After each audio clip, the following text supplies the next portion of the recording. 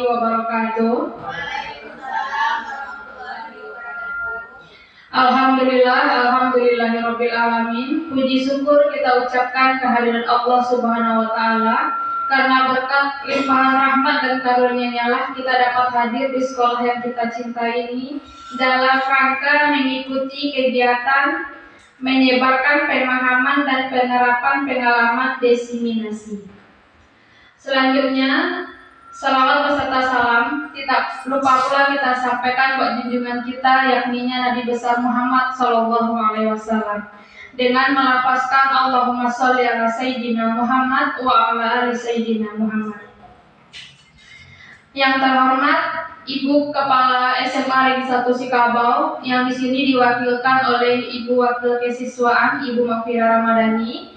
Selanjutnya yang sama-sama kita hormati Ibu Ratna Fitriani SPD sebagai pemateri pada kegiatan kali ini, dan seterusnya kepada Bapak Ibu rekan-rekan guru SMA Negeri 1 Sikabau. Baik, untuk memulai acara, marilah kita bersama menyanyikan lagu Indonesia Raya yang akan dipimpin oleh Ibu Gita. Hadirin dimohon berdiri.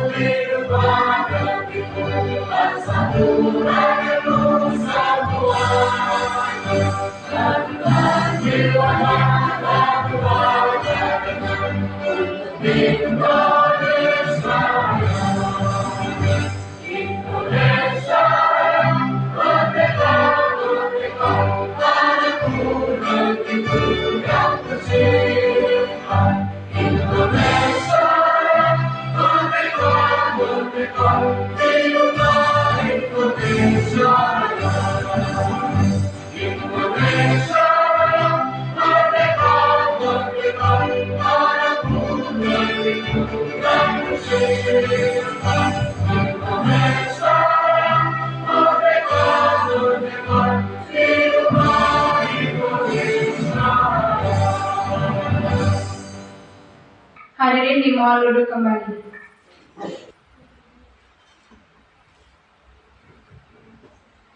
Acara selanjutnya, kata sambutan dari Kepala SMA Negeri 1 Sikabau. Dalam hal ini akan diwakilkan oleh Wakil Kesiswaan kepada Ibu Mafira Ramadhani SPD, dipersilahkan.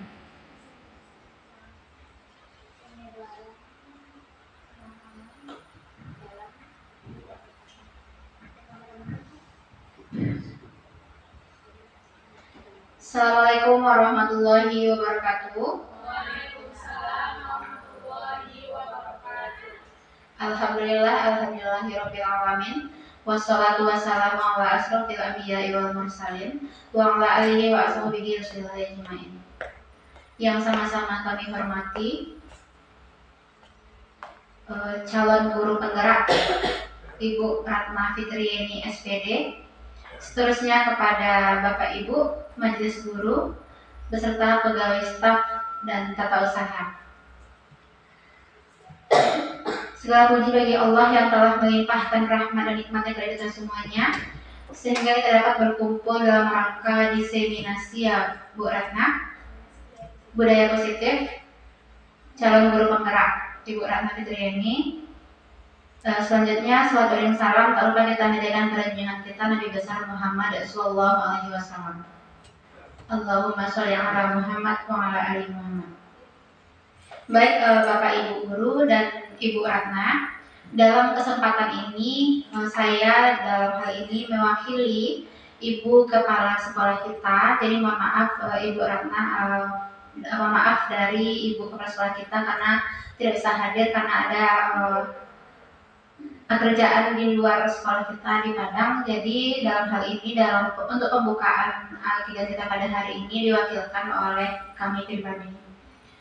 Baik Bapak Ibu, mungkin sedikit saja mengenai pengantar lah sedikit untuk kegiatan kita pada pagi hari ini, yakninya diseminasi budaya positif sebagai salah satu tugas ya Bu Ratna ya, tugas bagi calon guru penggerak kita Ibu Ratna, di mana kegiatan kita ini sebenarnya udah yang ketiga kali ya Bapak Ibu ya.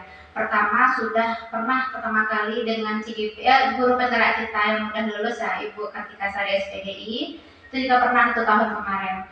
Nah hari yang kedua itu pernah juga dengan Ibu Ririn Oktami kemarin yang sedang dalam proses calon guru penggerak ya Bu Sari ya. Nah ini yang ketiga bagi kita. Jadi mungkin untuk kita semuanya mungkin ini bukan hal yang baru gitu ya.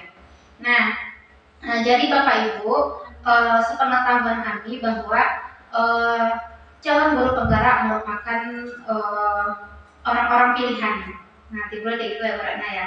Orang-orang pilihan yang memiliki di mana dalam program ini ada syarat-syarat gitu, mulai dari masa kerjanya sampai nanti ada yang bisa ada yang enggak gitu. Jadi beruntunglah bagi Bapak Ibu guru yang sudah bisa masuk calon guru penggerak, di mana nanti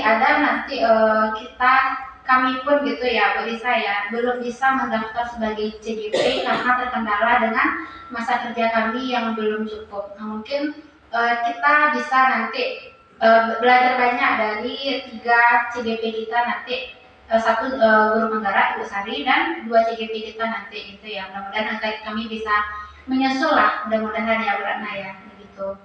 Nah jadi Bapak Ibu, dalam hal ini budaya positif itu berarti Bu Ratna nanti akan menyampaikan berbagai macam hal mengenai penerapan ya budaya positif. Intinya adalah yang telah Ibu Ratna pelajari sebagai calon guru penggerak di berbagai Zoom-nya itu nanti akan disebarkan ke kita. Nah, akan dibudaya positifkan ke kita. Tujuannya adalah supaya nanti kita juga tahu, ternyata begini gitu. Jadi kan kadang ada hal-hal yang membuat kita sekolah ini kan miskonsepsi lah tibanya gitu kan. Kira kita benar ternyata itu mungkin belum sempurna lah tibanya. Jadi tujuannya adalah diseminasi ini adalah untuk merubah paradigma tersebut untuk kita semuanya. Bukan menyalahi Bu Ratna ya, mungkin sebagai pelajaran untuk kita nanti bagaimana kita praktek di lapangannya melalui Ibu Ratna nanti materinya nanti ya. Amin amin ya rabbal alamin. Apa lagi ya? Jadi mungkin untuk selanjutnya mungkin CGP ini nampak sama saya pribadi itu adalah guru yang hebat. Kenapa? Mereka bisa mengkoordinasikan waktu, itu yang pertama. Nah, bakaja pasiko, bagaja kamari gitu kan. Kadang anak itu di lokal iyojo, Zoom iyojo gitu kan. Nah, jadi saya itu adalah hebat gitu kan. Tugas juga tiap hari banyak gitu kan. Nah, jadi kita nanti bisa banyak belajar lah nanti untuk kami yang belum bergerak nanti kepada Bapak Ibu, pada ibu-ibu ini yang 3 orang ini, Ibu Sari, Ibu Oririn dan Bu Ratna nantinya. Aminkan, doakan kami supaya bisa menyusul juga ya Bu Sari ya, Bu Ratna ya. Mungkin itu saja kali ya Bapak Ibu ya, sedikit pengarahan dari kami. Mohon maaf jika ada salah kata perbuatan. Saya akhiri. Assalamualaikum warahmatullahi wabarakatuh. Waalaikumsalam warahmatullahi wabarakatuh.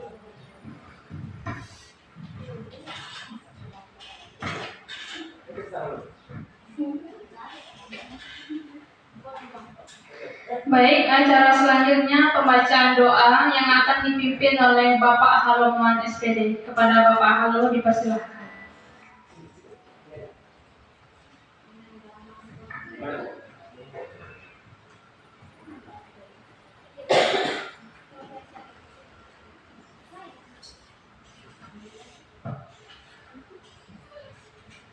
Assalamualaikum warahmatullahi wabarakatuh. Mari kita pusat berdoa ya Bapak Ibu ya. Nauzubillahi minasyaitonirrajim. Bismillahirrahmanirrahim. Alhamdulillahirabbil alamin. Hamdan lillahi hamdan syakirin. Hamdan yuwati majida ya rabbana lakal hamdu ya baqi di jalali wal karimi wa ajib syukri. Allahumma shalli ala sayyidina Muhammad wa ala alihi sayyidina Muhammad. Ya Allah, ya Tuhan kami, terima kasih ya Allah atas izin, rahmat dan nikmat dan karunia-Mu pada hari ini. Kami bisa berkumpul dalam ruangan ini dalam rangka menyebarkan tema Muhammad dan dalam pengalaman diseminasi budaya positif di sekolah kami. Berikanlah keberkahan dan kelancaran dalam acara ini. Ya Allah, jadikanlah acara ini sebagai amal ibadah untuk kami. Ya Allah yang Maha Bijaksana, berikanlah kemudahan kepada kami untuk memahami dan bisa menerapkan budaya positif di sekolah kami, sehingga kami bisa menciptakan peserta didik yang benar, beriman dan berkarakter sesuai dengan tuntutan kurikulum merdeka. Ya Allah, Engkau yang membolak-balikkan hati kami. Kami mohon kepadamu, teguhkanlah hati kami, iman kami untuk selalu istiqomah, dan bimbinglah kami untuk keselamatan dunia wal akhirat. Ya Allah, Ya Ghaffar, Ya Maha Pengampun, ampunilah dosa kami, dosa kedua orang tua kami, dosa guru-guru kami, dosa pada ibu kami. Tempatkanlah mereka di tempat bagi yang sudah meninggal tempatnya Engkau dulu ya Allah.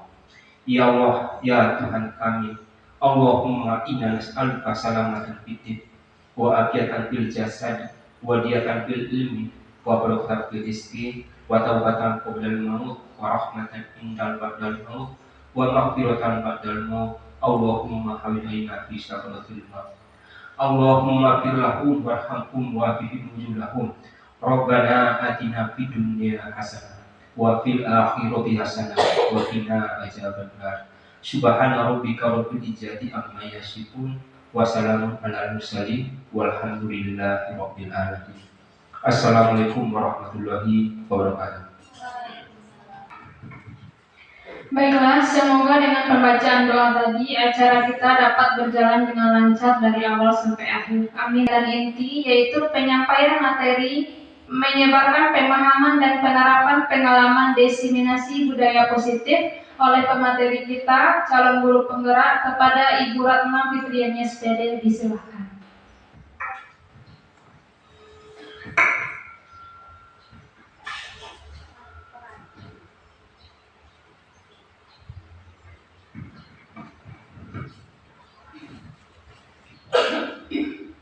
Baik, sebelumnya apa kabar Bapak Ibu semua? Sehat? Semangat pagi ini? Baik, bismillahirrahmanirrahim. Assalamualaikum warahmatullahi wabarakatuh.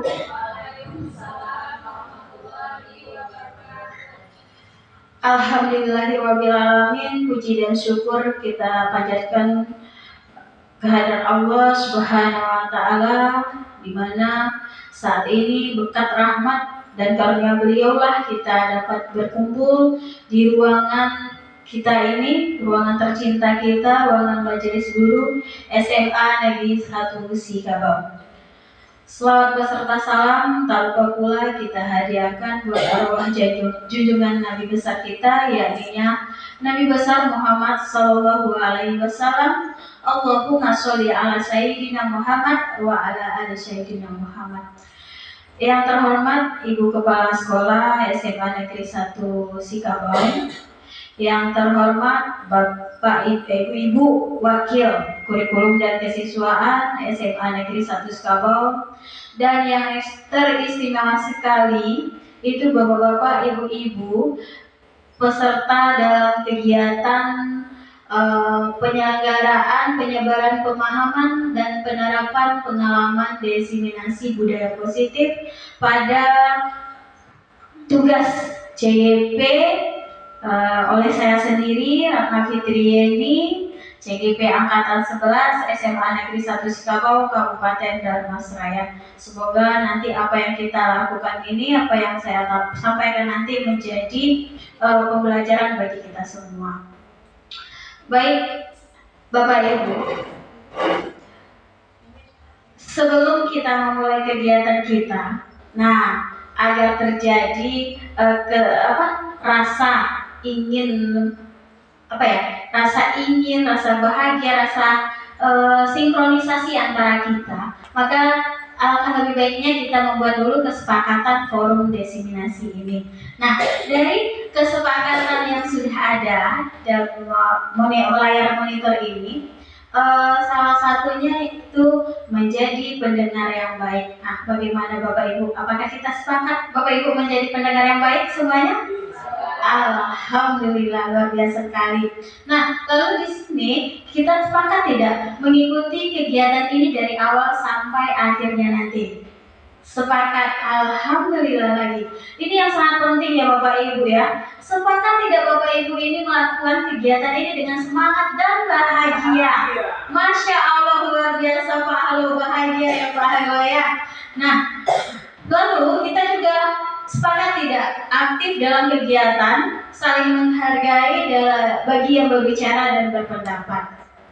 Apakah dari kesepakatan ini Bapak Ibu ada yang mau kita tambahkan lagi? Kira-kira cukup? Alhamdulillah cukup ya Pak Ibu ya. Boleh lanjut Ibu? Ya. Sebelumnya kegiatan ini yang kita lakukan ini, terutama kita dulu harus tahu apa sih tujuannya kita melakukan kegiatan ini. Nah, kegiatan diseminasi ini bertujuan untuk berbagi pemahaman terhadap konsep-konsep kunci dalam modul 1.4 budaya positif. Nah, di sini saya selaku CGP calon guru penggerak sudah melewati 4 modul. Modul 1.1, modul 1.2 dan modul 1.3 hingga sampai kepada modul 1.4 mengenai yaitu budaya positif. Nah, budaya positif di sini yaitu perubahan paradigma belajar, disiplin positif, motivasi perilaku manusia, kebutuhan dasar manusia, posisi kontrol restitusi, dan keyakinan kelas dan segitiga restitusi. Tujuan yang kedua yaitu memperoleh pengalaman dan pembelajaran yang dapat setelah menerapkan konsep-konsep kunci tersebut, baik di kelas maupun di sekolah kita. Lanjut Ibu Fira. Nah, sebelum kita memulai kegiatan kita, alangkah lebih baiknya kita dulu speaking biar lebih semangat lagi ya Bapak Ibu ya. Kita melakukannya duduk saja. Yang di sini yang saya butuhkan itu adalah tangan Bapak Ibu semua dan kefokusan Bapak Ibu semua. Oke. Silakan putar Bu.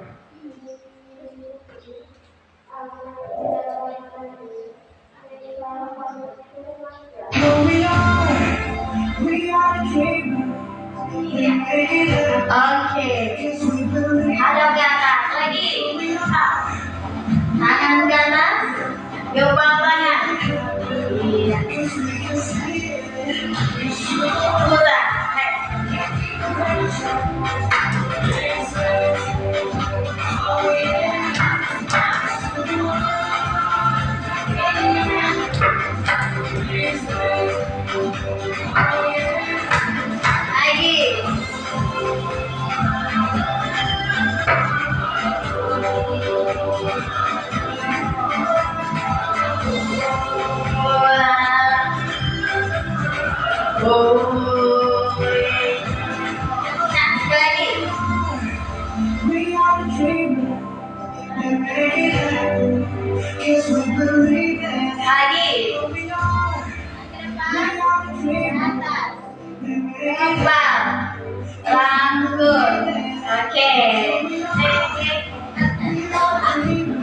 Belum ya?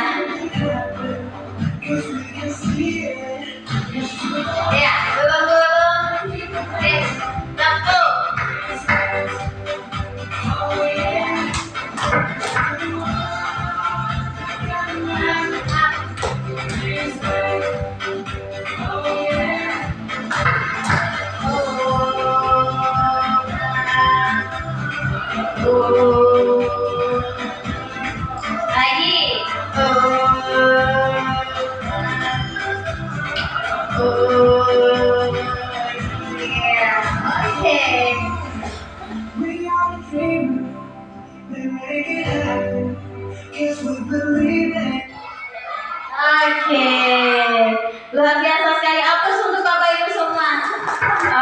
terima kasih Bapak Ibu semua. Semoga tambah semangat ya Bapak Ibu ya. Oke, lanjut program. Oke, Bapak Ibu, dalam keseharian kita selaku seorang pendidik kita di kelas itu, sebelum kita melakukan kegiatan di kelas itu pasti kita membayangkan itu ekspektasi kita itu membayangkan siswa kita itu berharap siswa itu adalah siswa yang soleh-soleha, siswa yang disiplin, siswa yang hormat terhadap guru, siswa yang mau bekerja sama, siswa yang mau sopan, siswa yang berkarakter yang baik, ya aja ya Pak Hago ya. Nah, lalu kita juga sepakat tidak aktif dalam kegiatan saling menghargai bagi yang berbicara dan berpendapat. Apakah dari kesepakatan ini Bapak Ibu ada yang mau kita tambahkan lagi? Kira-kira? Cukup? Alhamdulillah cukup ya Pak Ibu ya. Boleh lanjut Ibu? Ya. Sebelumnya kegiatan ini yang kita lakukan ini, terutama kita dulu harus tahu apa sih tujuannya kita melakukan kegiatan ini. Nah, kegiatan diseminasi ini bertujuan untuk berbagi pemahaman terhadap konsep-konsep kunci dalam modul 1.4 budaya positif. Nah, di sini saya selaku CGP calon guru penggerak sudah melewati 4 modul. Modul 1.1, modul 1.2 dan modul 1.3 hingga sampai kepada modul 1.4 mengenai yaitu budaya positif. Nah, budaya positif di sini yaitu perubahan paradigma belajar, disiplin positif, motivasi perilaku manusia, kebutuhan dasar manusia, posisi kontrol restitusi, dan keyakinan kelas dan segitiga restitusi. Oke. Tujuan yang kedua yaitu memperoleh pengalaman dan pembelajaran yang dapat setelah menerapkan konsep-konsep kunci tersebut, baik di kelas maupun di sekolah kita. Lanjut Ibu Fira. Nah, sebelum kita memulai kegiatan kita, alangkah lebih baiknya kita dulu speaking biar lebih semangat lagi ya Bapak Ibu ya. Kita melakukannya duduk saja karena tadi kita sudah mengisi perut kita jadi terasa ngantuk atau agak berat ya. Kita melakukannya secara duduk aja. Yang di sini yang saya butuhkan itu adalah tangan Bapak Ibu semua dan kefokusan Bapak Ibu semua. Oke. Silakan putar Bu.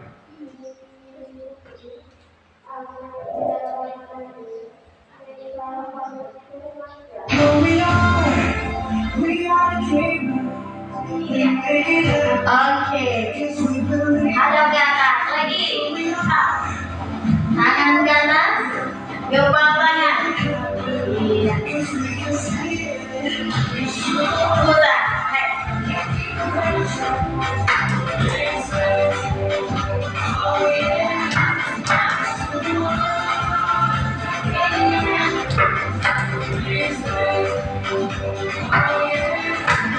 Lagi.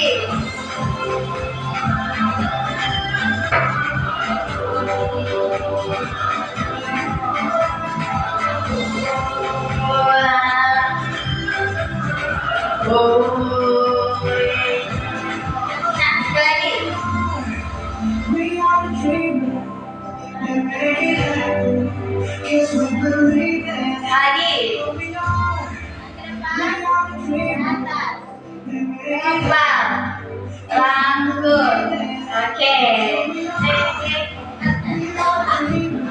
Belum ya? Ya, belum dulu. Satu.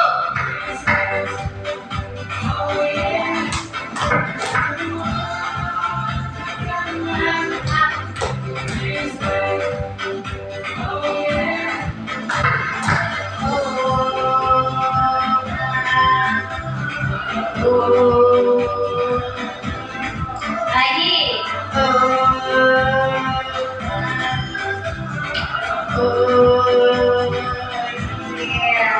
Oke. Oke,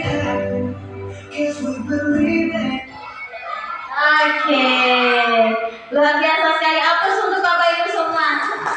Oke, terima kasih Bapak Ibu semua. Semoga tambah semangat ya Bapak Ibu ya. Oke, lanjut program. Oke, Bapak Ibu, dalam keseharian kita selaku seorang pendidik kita di kelas itu, sebelum kita melakukan kegiatan di kelas itu pasti kita membayangkan itu ekspektasi kita itu membayangkan siswa kita itu berharap siswa itu adalah siswa yang soleh-soleha, siswa yang disiplin, siswa yang hormat terhadap guru, siswa yang mau bekerja sama, siswa yang mau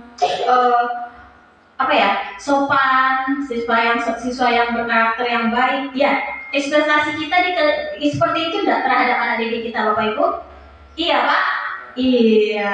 Nah, namun realita yang kita lihat saat sekarang ini, nah, apakah sesuai dengan ekspektasi kita? Di sini realitanya kita melihat masih banyak siswa kita yang nongkrong di warung, yang sambil ngerokok, gitu ya Pak Ibu ya. Masih ada siswa kita yang datang terlambat. Nah, masih ada siswa kita itu yang kurang sadar akan sampah, sehingga dia menyebarkan sampah itu di sembarangan tempat. Padahal sarana prasarana kita sudah lengkap ya, meletakkan tong sampah pada tiap-tiap kelas. Nah, lalu realitanya ada tidak kita pernah merasakan atau melihat situasi siswa itu bosan di dalam kelas. Nah, minat belajar siswa itu tidak ada. Lalu siswa yang tidur di jam pembelajaran. Ya, seperti itu ya Bapak Ibu ya, realita yang kita rasakan. Benar Pak? Benar Pak Halo? Iya, Pak Aryo benar ya? Iya, benar sekali. Nah, di sini nanti akan kita kupas dalam kegiatan kita ini bagaimana sih peran kita sebagai seorang guru atau pendidik. Nah, disinilah akan kita kupas pada budaya positif nantinya. Nah, kita sama Ibu, Bapak-bapak. Di sini saya juga belajar. Nah, bukan berarti saya di sini sudah mahir, sudah pandai, belum. Kita sama-sama belajar. Nah, di sini saya mendapatkan ilmu tentang budaya positif, maka dari itu mari sama-sama kita menerapkannya di kelas maupun di sekolah kita ini. Lanjut. Budaya positif itu adalah budaya positif di sekolah, itu adalah nilai-nilai, keyakinan-keyakinan dan kebiasaan-kebiasaan di sekolah yang berpihak pada murid agar dapat berkembang menjadi pribadi yang kritis, penuh hormat dan tanggung jawab. Nah, dalam kata budaya itu adalah nilai-nilai keyakinan yang sesuai dengan berpihaknya pada murid agar murid itu berkembang menjadi pribadi yang baik. Lanjut Ibu Fira. Nah, seorang guru yang baik harus memiliki kemampuan dalam mewujudkan budaya positif di sekolah. Lanjut. Nah, lalu budaya positif di sini itu ada terbagi beberapa aspek. Nah, yang pertama yaitu perubahan paradigma belajar. Nah, bagaimana paradigma belajar kita di kelas? Lalu disiplin positif. Aspek yang kedua disiplin positif tentang nilai-nilai kebaikan atau kebajikan nantinya. Lalu yang ketiga yaitu motivasi perilaku manusia. Dan yang keempat keyakinan sekolah atau kelas. Nah, kita akan membuat sebuah keyakinan nantinya di dalam kelas kita dan sekolah kita. Lalu kebutuhan dasar manusia. Di sini kita akan mengupas apa saja sih kebutuhan dasar kita sebagai seorang manusia. Lalu posisi kontrol restitusi atau guru. Nah, lanjut yang ketujuh yaitu segitiga restitusi. Nah, baik, lanjut Bu Fira. Kita masuk kepada perubahan paradigma belajar. Pembelajaran dengan paradigma baru yang dirancang berdasarkan prinsip pembelajaran berdiferensiasi. Nah, sehingga peserta didik belajar sesuai dengan kebutuhannya, berdasarkan tahapan perkembangan sesuai teori psikologi modern untuk mewujudkan profil pelajar Pancasila. Nah, pembelajaran yang berdiferensiasi ini yaitu pembelajaran yang berkolaboratif. Itu bermacam-macam. Kita sudah tahu ya Bapak Ibu ya, pembelajaran yang berdiferensiasi ini. Nah, diterapkan dalam profil pelajaran Pancasila, yaitu beriman dan bertakwa kepada Tuhan Yang Maha Esa, mandiri, kebinekaan global, gotong royong, kreatif dan bernalar kritis. Miskonsepsi tentang teori kontrol. Nah, ilusi mengontrol murid. Ilusi bahwa kritik adalah membuat rasa bersalah mampu menguatkan karakter. Ilusi bahwa semua penguatan positif efektif dalam dan bermanfaat. Ilusi bahwa orang dewasa berhak memaksa. Lanjut. Ya, di sini Bapak Ibu. Nah, saya meminta Bapak Ibu untuk mencari pasangan. Nah, berdua. Nah, nanti Ibu Vira, contohnya Ibu Vira bersama Ibu Sari. Nanti silakan pilih siapa yang akan menggempal tangannya yang diisi dengan sesuatu atau secercik kertas yang ditulis sesuatu yang sangat berharga bagi Bapak Ibu sendiri. Nah, nanti Ibu Sari akan berusaha semaksimal mungkin untuk mendapatkan sesuatu yang berharga di dalam genggaman Ibu Risa tadi. Apakah dengan bujukan, apakah dengan paksaan, Pak, apakah dengan harus dihadik atau diancam atau dikasih ini penghargaan, bahkan mobil. Kalau mau dia memberikan sesuatu yang berharga bagi dia kan, mobil saya mau nggak, kalau saya kasih mobil mau nggak? Nah, coba Bapak Ibu, coba dilakukan. Nah, kita beri contoh Ibu Vira sama Ibu, atau Ibu Wit sama Ibu Sari. Nah, coba Bu Wit, silakan ke depan Ibu. Ke depan. Nggak ditulis pun nggak, pokoknya udah ada dalam pikiran dan hati Bu Wit nggak apa-apa. Nah, di dalam hati Bu Wit aja, nggak usah ditulis. Sesuatu yang sangat berharga oleh Bu Wit. Ya, Bu Wit yang mengepalkan tangan. Iya, sekuat-kuat Bu Wit rasakan dulu. Emas ya? Emas apa emas? Emas apa emas? Oh, emas, enggak emasnya. Oke, sekarang Bu Wit bayangkan seakan-akan dalam gempalan tangan Bu Wit ini ada sesuatu yang sangat berharga. Bu kita silakan videokan Ibu Wit dulu. Ya, sesuatu yang sangat berharga sama Bu Wit. Apa kira-kira yang sangat berharga sekali, tidak ada tandingannya di dunia ini. Ini yang sangat berharga. Nah, nyawa pun taruhnya saya mau.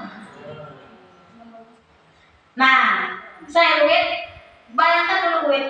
Nah, pikirkan baik-baik Bu Wit, kira-kira apa sih yang sangat berharga oleh Bu Wit? Sudah? Kevin. Nah, jangan disebut dalam hati aja. Oke. Nah, sekarang coba Ibu Sari. Gimana sih Bu Sari supaya yang sesuatu yang sangat berharga dalam gempalan tangan Bu Wit ini bisa Bu Sari ambil? Coba Bu Sari. Iya, Bu Wit boleh diminta sesuatu yang di tangan Bu Wit, karena saya juga butuh nih Bu Wit. Ayolah Bu Wit, saya juga butuh. Bu Wit kan orangnya baik, ya kan, saling suka berbagi. Saya juga mau mendapatkan yang Ibu dapatkan itu. Gak ada nggak mau. Kalau Bu Wit nggak mau, saya paksain ya. Saya paksa buka tangan Bu Wit ini. Kita coba ya Bu Ratna. Gak mau Bu Ratna. Iya, Bu Wit mau dikeluarkan dari sekolah ini.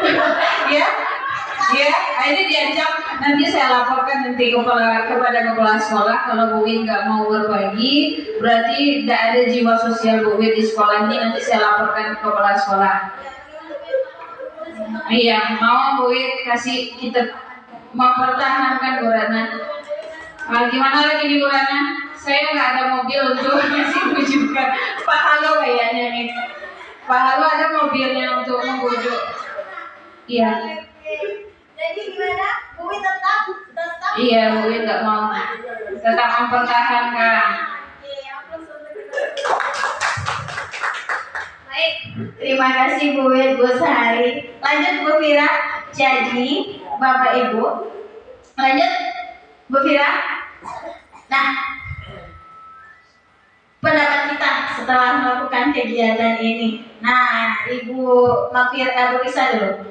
Apa sih pendapat Ibu seandainya Ibu menjadi Bu Wit? Nah, yang menggepal harapan atau sesuatu yang berharga di tangan ini. Baik, kalau saya sebagai Bu Wit yang mengepalkan tangan yang berisi harapan, saya akan mati-matian menjaganya. Apapun yang akan ditawarkan orang, kalau itu memang berharga, saya tidak akan mau berbagi. Luar biasa sekali. Nah, sekarang bagaimana pendapat Pak Aryo seandainya Pak Aryo menjadi Bu Sari? Ya, yang memaksa untuk mengeluarkan sesuatu yang berharga tadi, yang berbaik. Begitu. Nah, Assalamualaikum warahmatullahi wabarakatuh. Waalaikumsalam warahmatullahi wabarakatuh. Terima kasih Bu Rana sudah mengizinkan saya untuk berbagi pengalaman ya. Jadi sebelum saya jawab pertanyaan Bu Rana, boleh pantun dulu?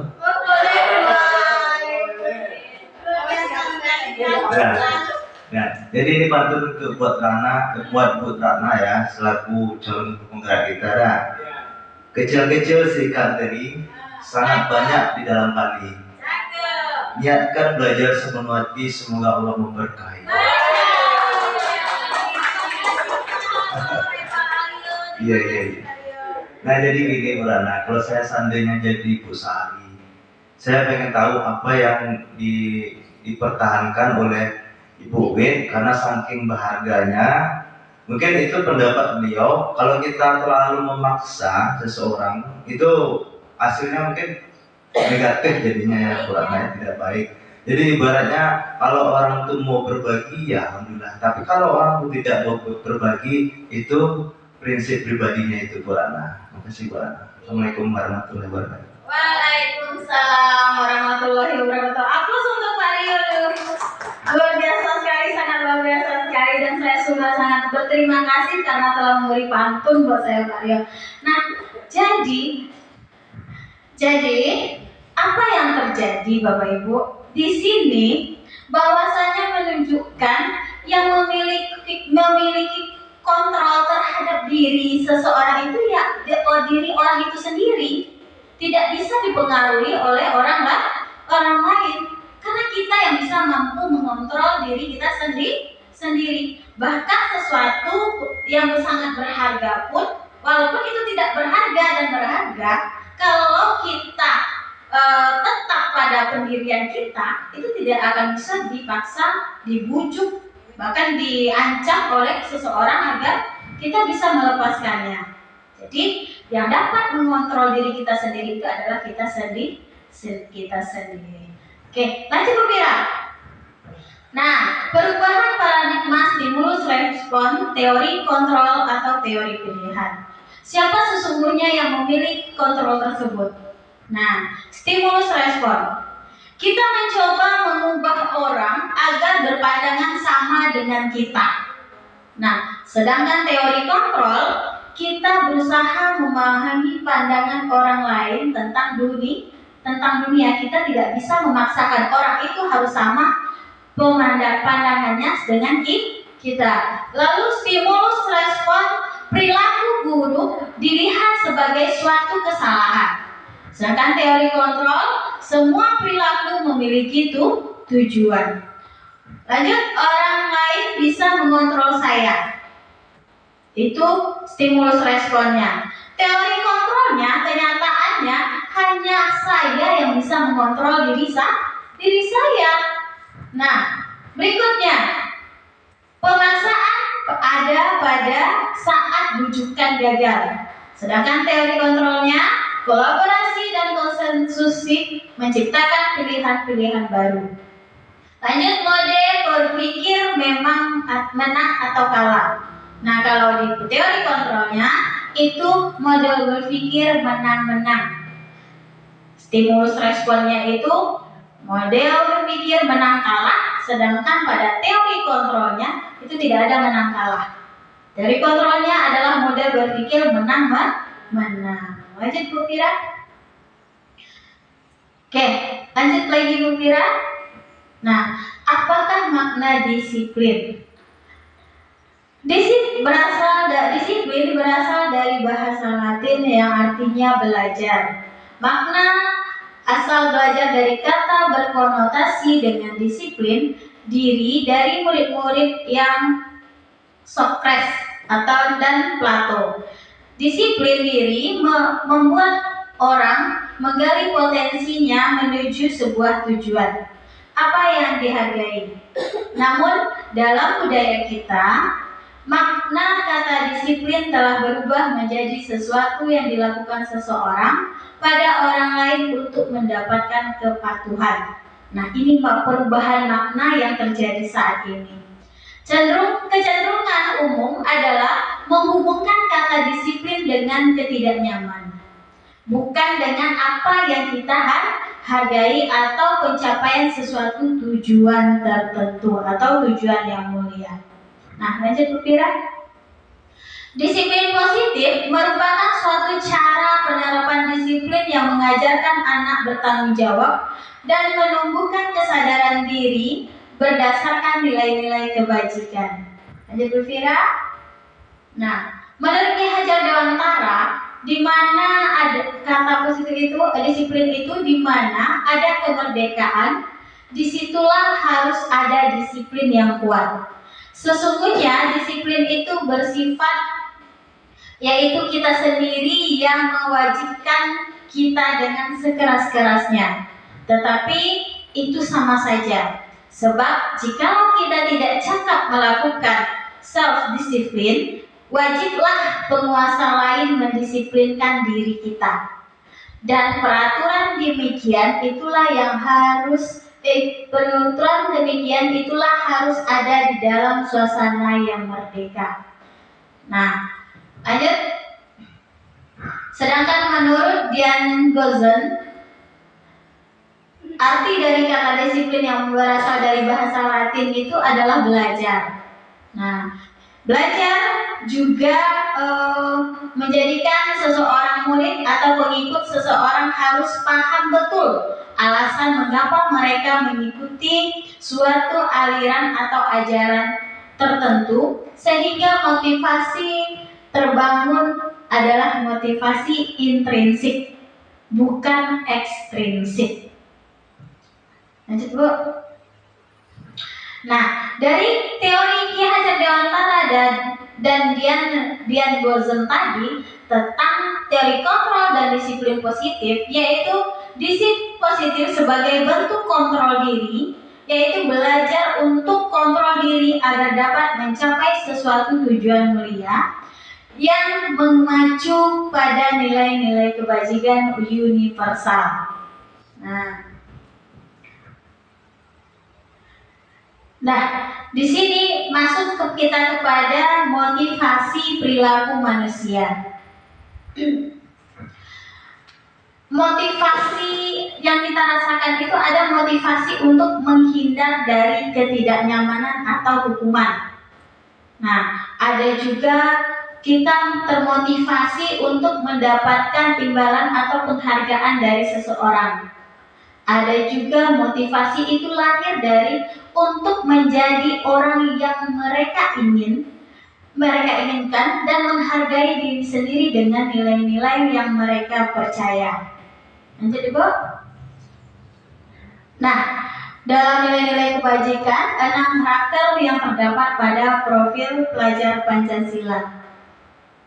Nah, ini dia. Teori motivasi perilaku. Motivasi eksternal itu terdapat pada untuk menghindari ketidaknyamanan atau hukuman. Nah, apa yang akan terjadi apabila saya tidak melakukannya? Nah, ada rasa takut dan rasa ketidaknyamanan sehingga kita termotivasi. Berarti itu adalah dorongan. Ada suatu ancaman yang akan terjadi nanti, makanya termotivasi kita untuk melakukannya. Itu berarti dari eksternal atau luar. Lalu ada lagi motivasi eksternal, yaitu untuk mendapatkan imbalan dari orang lain atau institusi. Apa yang akan saya dapatkan apabila saya melakukannya? Nah, apa sih yang saya dapatkan dalam mengikuti seminar ini apabila saya mengikutinya? Nah, sama seperti itu. Berarti ada imbalan. Oh, nanti akan mendapatkan sertifikat. Nah, itulah yang imbalannya. Itu motivasi dari luar. Nah, itulah motivasi dari eksternal. Lalu, kalau motivasi dari internal dalam diri kita sendiri, itu kita berusaha untuk menghargai diri kita sendiri. Nah, saya akan menjadi orang yang seperti apa? Yang seperti apa sih apabila saya melakukannya? Kalau saya melakukan ini, nanti saya akan menjadi seorang seperti apa sih? Jadi Bapak Ibu semua, seandainya saya melakukan kegiatan CGP lah, atau mengikuti program CGP ini, pasti kita berpikir nantinya saya akan seperti apa. Nah, jangan kita harapkan dulu imbalannya. Oh, nanti saya bisa nih lulus jadi kepala sekolah. Jadi tidak ada, jangan termotivasi kita dari eksternal. Coba kita lakukan itu motivasi dari diri kita sendiri. Apa nilai positif kebajikan apa yang dapat saya rasakan nanti apabila saya mengikutinya, apabila saya melakukannya. Nah, seperti itu. Lanjut Ibu Fira. Nah, dihukum oleh penghargaan. Nah, penghargaan menurunkan kualitas, penghargaan mematikan kreativitas, dan penghargaan mengurangi motivasi intrinsik. Nah, bentuk program kebajikan apresiasi dalam memberikan apresiasi atau pengakuan perlu diingat beberapa hal. Nah, beri pengakuan secara khusus, beri pengakuan secara pribadi, beri pengakuan kepada semua murid secara bergantian, beri pengakuan secara konsisten, beri fokus dan dalam proses. Nah, contoh pengakuan atau apresiasi kebajikan: pembuka, nilai kebajikan, dan situasi. Kemarin saya memperhatikan, nah itu pembuka ya. Saya menghargai, masih pembuka, terima kasih untuk. Nah, nilai kebajikannya yaitu rasa empatimu besar sekali. Nah, kalau saya menghargai, nilai kebajikannya kepedulianmu, lalu rasa tanggung jawab. Situasi pada saat menolong murid baru di kelas kita. Nah, Pak, situasi berikutnya yaitu pada saat kamu membantu-bantu temanmu untuk tugas kelompok. Situasi berikutnya pada saat kamu memungut kertas-kertas yang bersebaran di lantai atau berserakan di lantai. Nah, itu contoh pengakuan apresiasi kebajikannya. Nah, pertanyaan pemantik buat Bapak Ibu nih, jawabannya hanya 2, setuju atau tidak setuju. Nah, pertanyaan yang pertama, hukuman dapat mendisiplinkan anak. Setuju apa tidak setuju Bapak Ibu? Hukuman dapat mendisiplinkan anak. Setuju apa tidak setuju? Tidak setuju ya, karena itu hukuman ya, suatu hal yang tidak baik itu. Lalu yang kedua, memberikan hukuman dengan hal positif seperti membaca atau membersihkan halaman sekolah dapat meningkatkan disiplin anak. Itu setuju apa tidak setuju Bapak Ibu? Nah, apabila kita menghukum anak itu dengan hal-hal yang positif seperti membaca, membersihkan halaman sekolah gitu, itu setuju apa tidak? Setuju Bapak Ibu? Setuju, karena ada yang dapat nilai positif bagi anak tersebut. Kita bukan hanya menghakim atau merusak mental anak itu ya.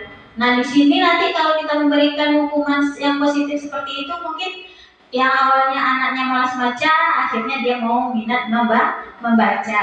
Lalu yang ketiga, memberikan penghargaan dapat meningkatkan motivasi belajar anak.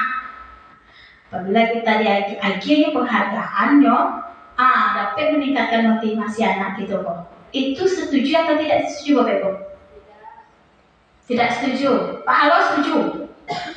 Kalau anak-anak TK kita gue kalau nggak diagih bintang Tidak itu menyuruhnya masuk ke kelas. Kok jadi bintang nanti ibu kasih bintang ya nak ya, masuk ya sayang, nanti ibu kasih bintang.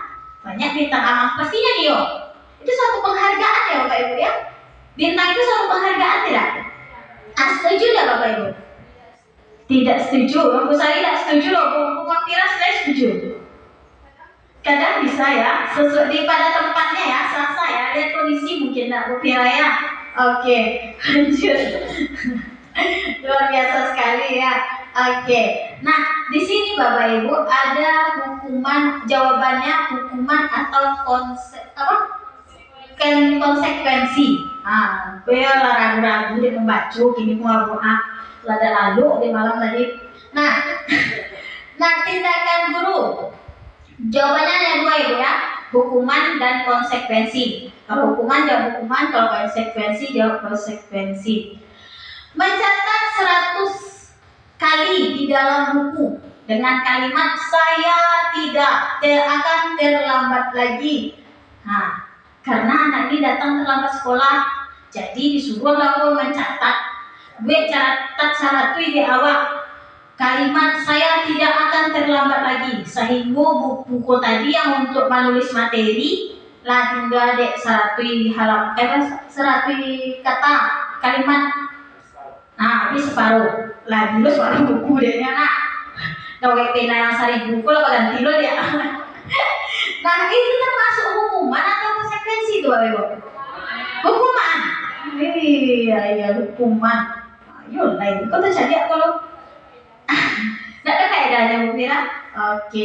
Lalu lari mengelilingi lapangan basket 2 kali karena terlambat hadir di sekolah. Nyot sudah kalau tadi talambe tadi dia suruh menulis. Kalau sekarang dia terlambat disuruh lari lapangan.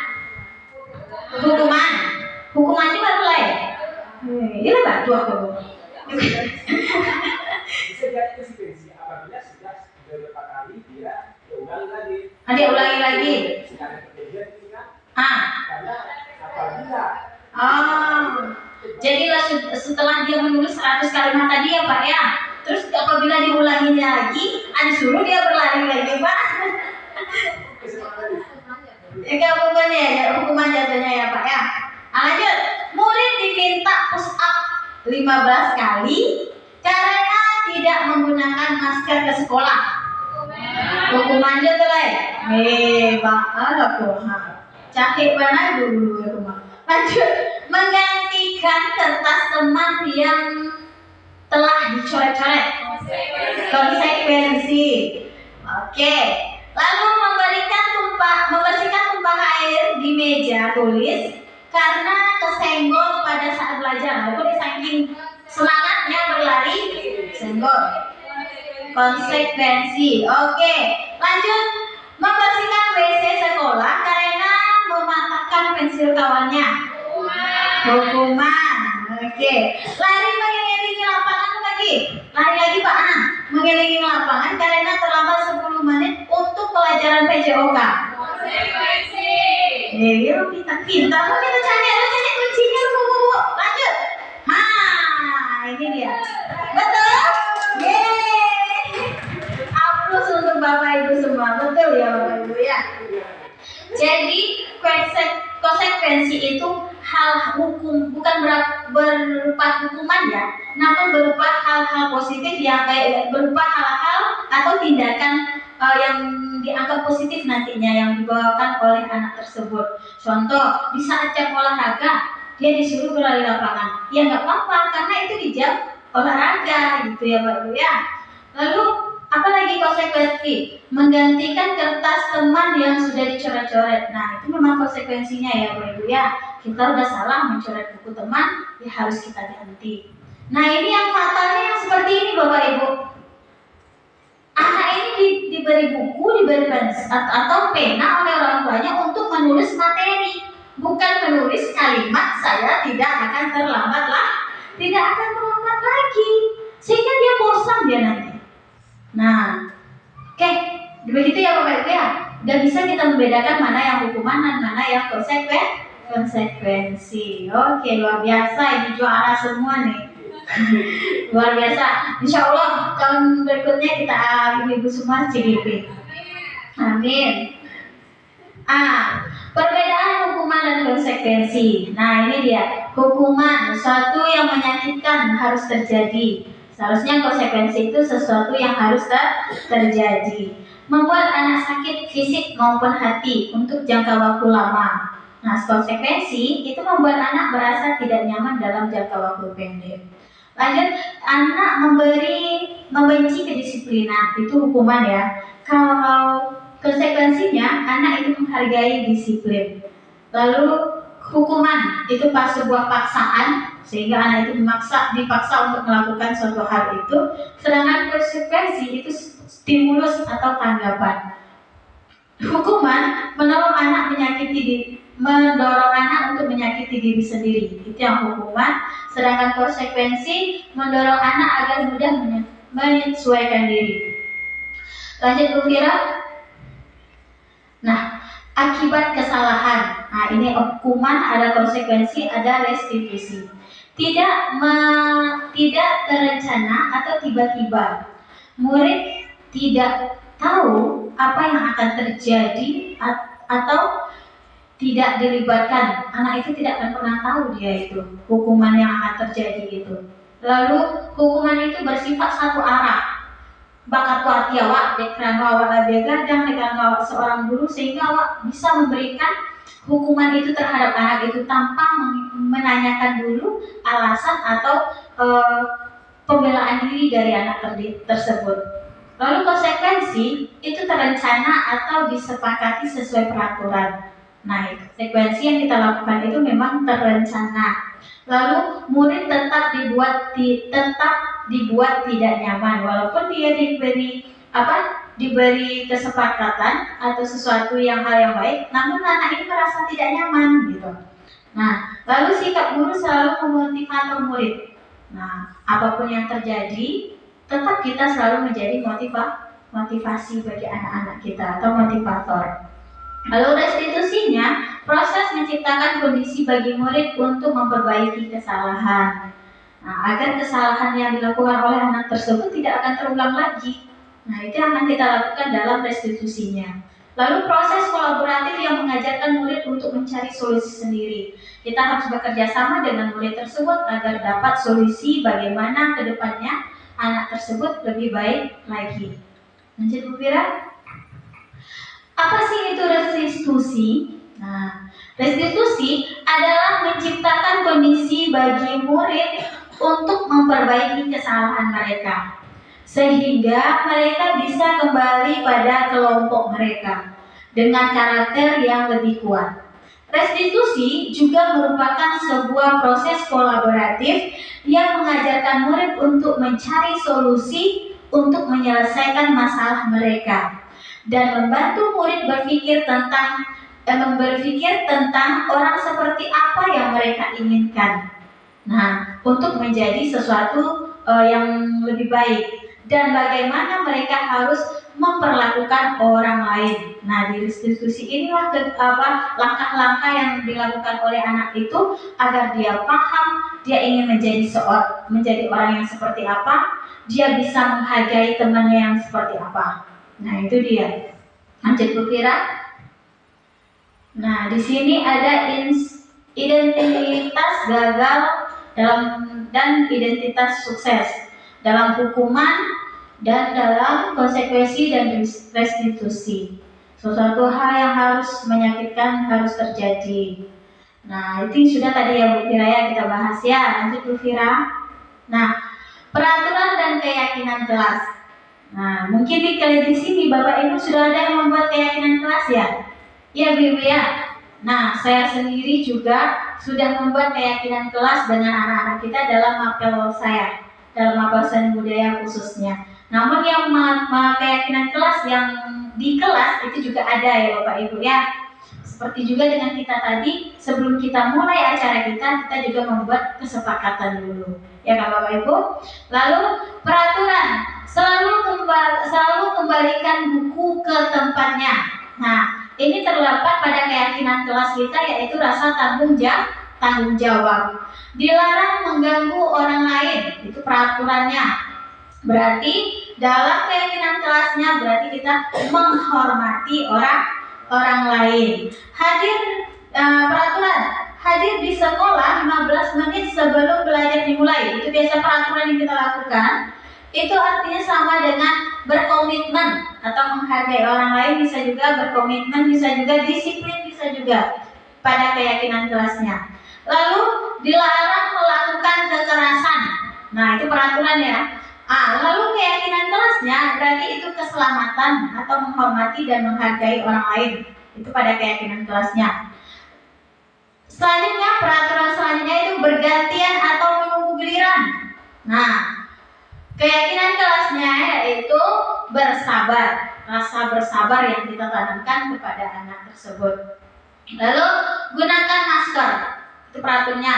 Bagi Anda yang datang ke sekolah harus menggunakan masker, itu peraturan ya. Tetapi kalau keyakinan kelasnya yaitu kesehatan atau keselamatan, menjaga kesehatan atau keselamatan. Lanjut peraturan yang terakhir, jangan berlari di kelas atau koridor. Tujuannya anak ini jangan berlari di kelas atau koridor.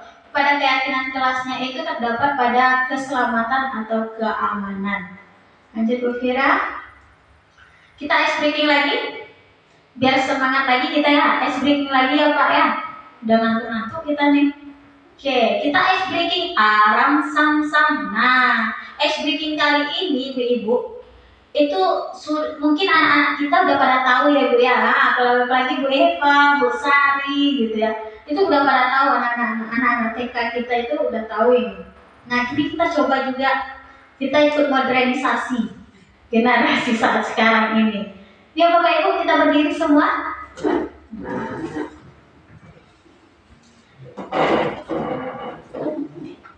Oke, kita mulai. Ingat ya Bapak Ibu ya, ini semua agak keluar Bapak Ibu dari meja itu.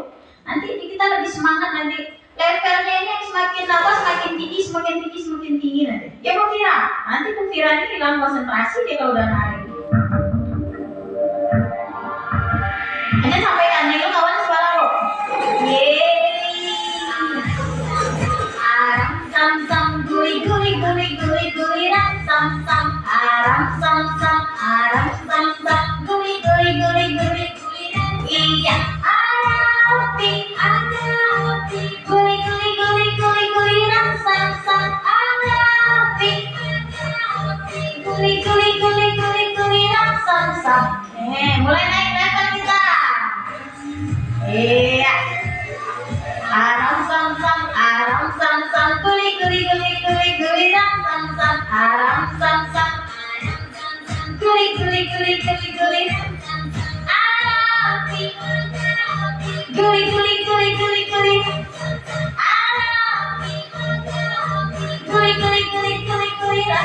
sam. Lebih naik lagi. Ayo Mas hati-hati. Aram sam sam guli ram sam sam. Aram sam sam guli ram sam sam. Api guli ram sam sam. Guli. Iya, naik lagi. Aram sam sam iya, awas.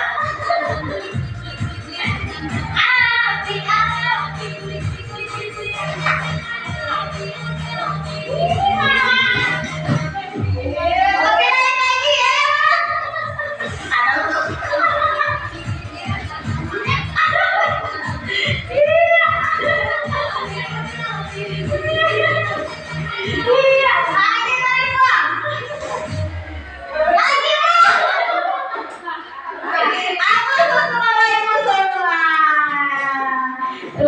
Luar biasa sekali tulisannya.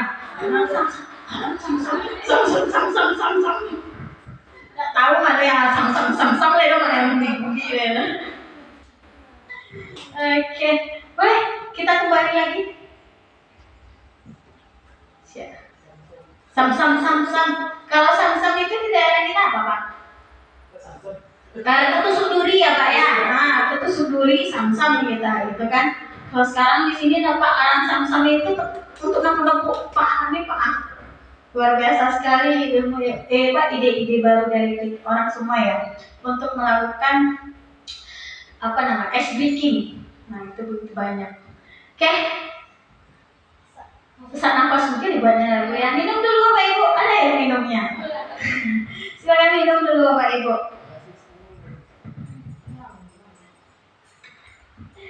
Oke, kita masuk keyakinan kelas. Lagi Bapak Ibu yang minum silakan. Yang Bapak Ibu yang minum. Nah kita lanjut dulu pada keyakinan kelas. Nah, guru berperan dalam mewujudkan terbentuknya keyakinan kelas dengan adanya kesepakatan antara guru dan murid. Jadi keyakinan kelas ini kita lakukan itu karena adanya kesepakatan antara guru dan murid. Lalu keyakinan kelas berupa pertanyaan-pertanyaan universal yang mudah diingat dan dipahami dan harus diterapkan di lingkungan sekolah. Jadi kalimat-kalimatnya itu tidak terlalu kalimat yang merancun. Jadi kalimat-kalimat yang sederhana yang mudah diingat oleh warga sekolah. Nah, lalu selanjutnya keyakinan kelas itu lebih bersifat abstrak, lebih jelas daripada peraturan, lebih rinci dan lebih konkret dia, jelas dia. Nah, pernyataan keyakinan kelas itu dibuat dalam bentuk kalimat positif, jadi tidak ada kata dilarang, dilarang ini, dilarang itu. Nah, itu tidak ada kalimat yang seperti itu.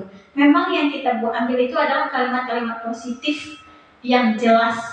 Lalu semua warga sekolah hendaknya ikut berkontribusi dalam pembuatan keyakinan kelas lewat kegiatan curah pendapat. Nah, jadi Bapak Ibu ternyata kita penting ya, perlu ya seluruh stakeholder yang ada di sekolah ini tahu atau berkontribusi dalam membuat suatu keyakinan ke kelas. Nah, lanjut Bu Fira. Nah, mengapa tidak peraturan saja? Mengapa harus keyakinan? Nah, mengapa kita memiliki peraturan harus menggunakan helm? Nah, kalau keyakinannya utamakan keselamatan. Pasti ada ya Bapak Ibu ya. Ada di jalan, di tepi pinggir jalan tuh ada gambar helm. Lalu ada kata kalimat utamakan keselamatan. Kok helm yang dipasang yang gambarnya bukan, namun kalimat yang tertera di sana adalah utamakan keselamatan. Ada di sana peraturannya. Tidak ada kata dilarang ya Bapak Ibu ya. Nah, tidak ada di sana kata peraturan. Nah, dan yang ada kalimat keyakinan di sana, yaitu utamakan keselamatan. Untuk mendukung motivasi intrinsik, kembalilah kepada nilai-nilai nilai-nilai atau keyakinan yang lebih menggerakkan seseorang dibandingkan mengikuti keserangkaian peraturan. Nah, kita bisa melihat itu dari keyakinan keseseorang dibandingkan kita melihat itu serangkaian dari peraturan yang ada. Lanjut Bu Risa. Nah, ini contoh keyakinan kelas. Jangan berlari-lari di kelas. Dengarkan guru, datang tepat waktu. Nah, mungkin kata yang tepatnya di sini sama kita dengan saling menghormati atau disiplin di sini bisa juga ya Bapak Ibu ya. Nah, itu dia. Di sini kami juga membuat ini contoh keyakinan kelas yang sudah kami sepakati itu di kelas pada mata pelajaran seni budaya itu di kelasnya Mahdi Afgiansah. Itu 12 Bu Risa ya? Iya, 12 IPA. Lanjut. Nah, ini kita masuk lagi kepada kebutuhan dasar manusia. Kebutuhan dasar manusia ini ketika seseorang murid melakukan suatu perbuatan yang bertentangan dengan nilai-nilai kebajikan atau melanggar peraturan, Hal itu sebenarnya dikarenakan mereka gagal memenuhi kebutuhannya sendiri. Nah, kadang anak itu cari-cari perhatian awalnya. Nah, MPO menarik perhatian kita ya Pak ya, anak-anak itu. Nah, itu adalah anak yang gagal dalam memenuhi kebutuhan diri dia sendiri. Nah, dalam kebutuhan dasar manusia ini ada 5 Pak. Nah, ada 5 Bapak Ibu. Kebutuhan dasar manusia ada 5. Yang pertama yaitu kebutuhan untuk bertahan hidup. Bagaimana cara kita untuk bisa bertahan hidup? Nah, kalau kita ingin bertahan hidup pasti kita makan, jaga kesehatan, mandi. Kalau udah mandi ya Pak, akhirnya nanti kita kotor akhirnya mulai diinggap dengan banyak penyakit. Nah, lalu kebutuhan tempat, tak mungkin kita tinggal di pinggiran jalan, berarti kita butuh tempat tinggal.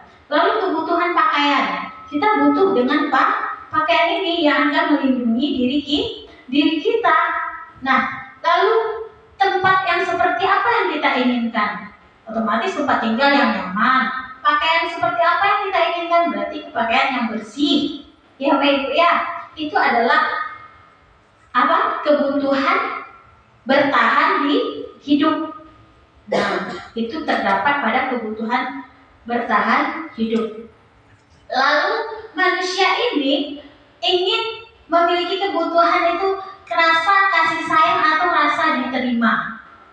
Nah, rasa kasih sayang atau rasa diterima ini dia ingin diperhatikan, dia ingin dipedulikan, dia ingin mau kita itu mendengarkan dia untuk berbagi dengan kita.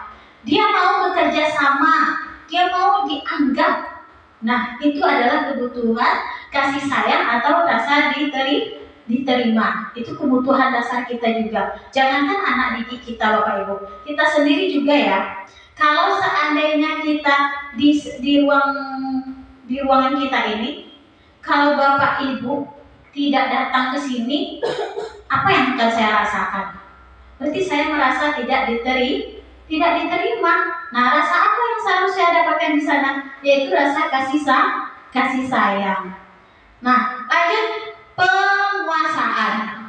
Nah, rasa dasar penguasaan itu adalah harga diri, keinginan untuk dianggap, memimpin, berprestasi atau diakui dan didengar. Nah, itu rasa penguasaan. Apabila sesuatu yang kita dapatkan atau yang kita raih, awak ingin pengakuan dari kawan kau. Nah, mana? Hebat. Mau diikut Pak? Nah, rasa penguasaan yang seperti itu, rasa dihargai. Nah, lalu kebutuhan yang keempat yaitu kebebasan. Kebebasan ini yaitu adalah mandiri, memiliki pilihan sendiri kita. Kita mencoba hal-hal baru yang keluar dari ide gagasan kita sendiri, mampu mengendalikan arah diri kita sendiri, yaitu kebebasan. Nah, begitu juga dengan murid kita. Dia ingin bebas, dia ingin belajar itu yang seperti apa dan kemandirian yang seperti apa. Dia akan muncul gitu, rasa percaya dirinya, rasa mandirinya akan muncul apabila kebutuhan kebebasan ini tercukupi atau terlahir dari diri dia. Lalu kebutuhan yang kelima yaitu kesenangan. Kesenangan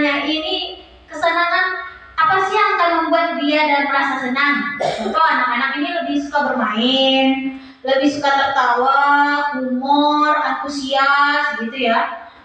Olahraga gitu. Dia lebih suka bermain-main. Nah, itu kebutuhan kesenangan. Jadi ada 5 kebutuhan dasar manusia. Ini tidak pernah lepas dari diri seseorang murid, bahkan guru pun.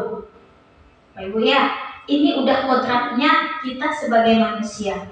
Kebutuhan bertahan hidup, kebutuhan kasih sayang, kebutuhan penguasaan, kebutuhan kebebasan, dan kebutuhan kesenangan. Lanjut Bu Risa. Nah, ini ada studi kasus. Mana sih yang kebutuhan yang dirasakan oleh siswa itu mana yang bertahan hidup? mana yang rasa diterima, mana yang kasih sayang, mana yang penguasaan, kebebasan, sehingga kesenangan. Ini studi kasusnya di sini Bapak Ibu. Ada seorang guru yang bernama Pak Agnes. Itu wali kelas 10, kita anggap ya, perumpamaan ini ya Bapak Ibu ya. Wali kelas 10 fase S1 sedang bingung menghadapi siswanya yang bernama, salah satu siswanya yang bernama Zaki. Nah, beberapa anak itu mengeluh terhadap Zaki ini karena seringkali Zaki ini meminta bekal makan siang dari teman-temannya. Nah, itu dengan cara dipaksa. Kalau seandainya nggak mau temannya dipaksa, nggak mau temannya diancam. Nah, itu dia si Zaki ini. Nah, jika kita menghadapi situasi seperti Pak Agnes ini, apa yang akan kita lakukan? Dan menurut Bapak Ibu, kira-kira apa alasan Zaki ini dia melakukan hal itu? Nah, kita lihat alasan Zaki yang pertama Bapak Ibu, karena dia lapar. Orang tuanya tidak membawakannya bekal. Itu bisa terjadi ya alasannya, sehingga dia memaksa temannya untuk memberikan dia sebuah makanan. Mungkin karena dia lapar, karena orang tuanya tidak membawakan dia bekal. Nah, maka kebutuhan dasar yang sedang dialami atau yang sedang dipenuhi oleh si Zaki ini adalah kebutuhan apa Bapak? Apa Pak? Kebutuhan bertahan hidup. Luar biasa Pak. Halo, hapus tuh halo Mas. Luar biasa. Nah, ada lagi alasan yang kedua.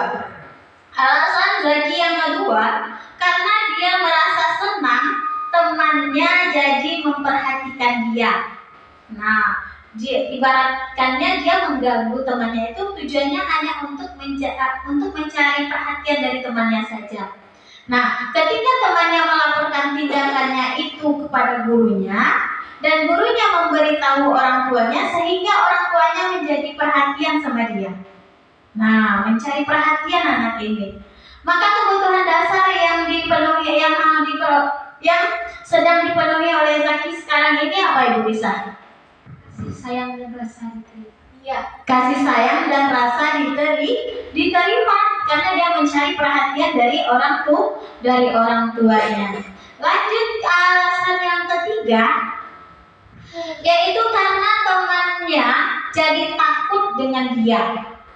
Jadi kesannya di sini dia adalah orang, kalau orang Minang mengatakan orang bagak, orang pemberani. Nah, itu takut dengan dia dan sehingga temannya ini menuruti apa keinginan Zaki ini. Maka sebetulnya Zaki ini sedang berusaha memenuhi kebutuhan akan kekuasaan. Nah, penguasaan karena dia ingin merasa hebat, bagak dari teman-teman yang lain. Jadi orang-orang pada takut dengan dia. Nah, berarti Zaki ini sedang memenuhi kebutuhan, berusaha memenuhi kebutuhan rasa penguasaan.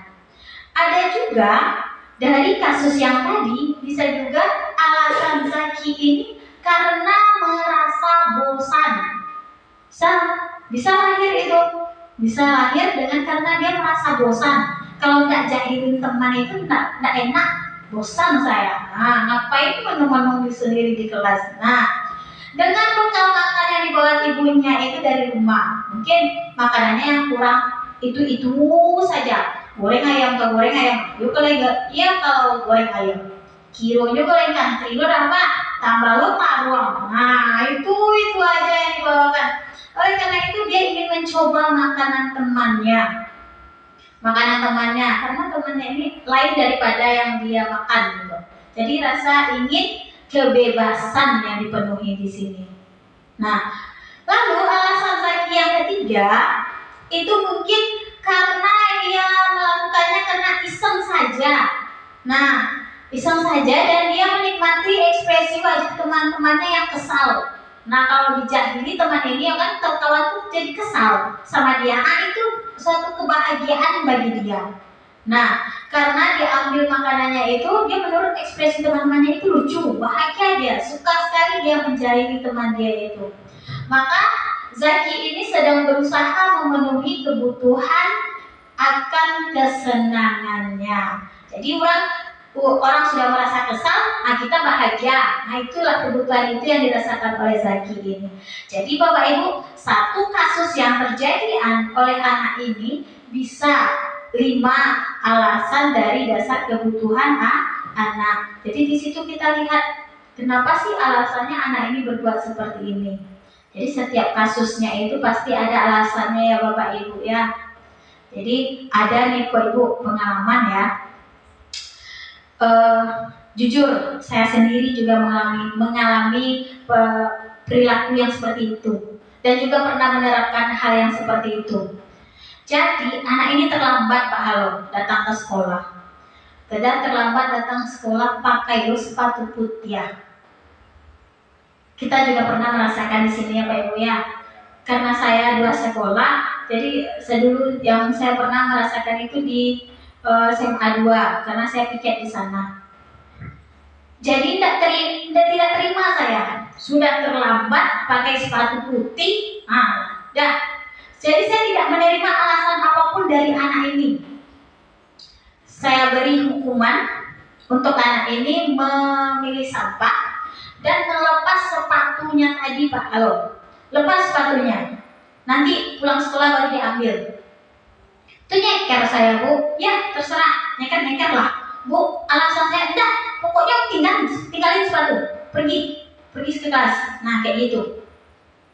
Nah itu suatu hukuman yang saya lakukan. Saya tidak menanyakan apa alasan anak ini. Nah kebutuhan apa yang ada pada diri anak ini. Itu kesalahan terbesar.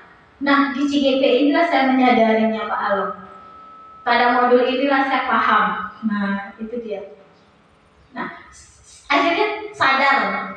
Tapi sayangnya anaknya udah tamat Pak Alo. Jadi susah untuk minta maaf. Kalau ketemu pun saya bersedia untuk minta maaf kepada anak tersebut karena sudah melakukan hal seperti itu.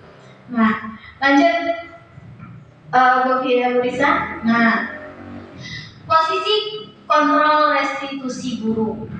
Nah guru sebagai penghukum. Ini posisi kontrol restitusi 5 ya. 5 posisi kontrol kita. Guru sebagai penghukum, guru sebagai membuat merasa bersalah, guru sebagai teman, guru sebagai pemantau, guru sebagai manajer. Nah kira-kira Pak Alo yang Ratna lakukan tadi, yang sudah mengambil sepatu anak tadi itu Pak Alo, itu di posisi mana Ratna sekarang Pak Alo? Penghukum. Ya, penghukum. Berarti jahat sekali Ratna ya Pak Alo ya. Menghukum anak misalnya di situ. Nah, itu adalah posisi penghukum. Kita tanpa menyadari, kita tanpa tahu menanyakan apa alasan anak. Nggak mau terima. Apapun alasan kamu nggak terima. Sekarang kan gini Pak Halo, anak ini memang pula suka cari alasan, nah kan gitu. Jadi rasa percaya kita dengan anak tersebut berkurang dia gitu. Tapi kalau rasanya anak yang jujur, nah mungkin saya bisa menerima alasannya Pak Halo, mungkin seperti itu gitu Pak Halo ya. Tapi maupun bagaimana, berarti saya ini posisi saya tadi itu adalah sebagai posisi penghukum. Lanjut Bu Fira.